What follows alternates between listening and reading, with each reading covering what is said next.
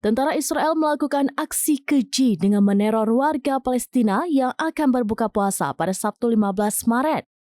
Jelang momen berbuka puasa di sebuah masjid, quadcopter Israel tiba-tiba menembaki masjid tempat warga Palestina berbuka puasa.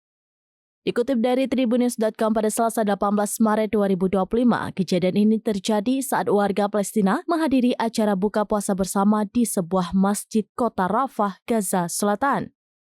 Keterangan ini dikabarkan langsung oleh jurnalis Palestina Mohammed Amra yang mengabadikan momen tersebut. Penembakan terjadi jelang waktu berbuka puasa dan setelah sholat maghrib, di mana Amra menyebut ada sebuah pesawat tanpa awak atau quadcopter Israel yang mengepung masjid dan melepaskan beberapa tembakan mematikan.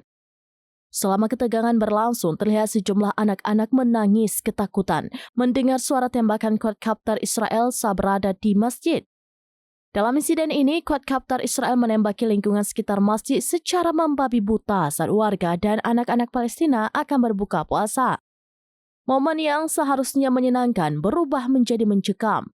Terlihat anak-anak menangis sambil memegang botol minuman dan makanan mereka.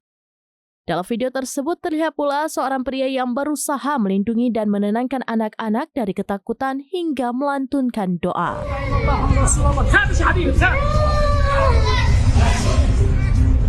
ثابت يا عم ثابت خمس الاطفال طفل بيخطب بالمسجد ايش بصير مع زين. Download Tribun X sekarang, menghadirkan lokal menjadi Indonesia.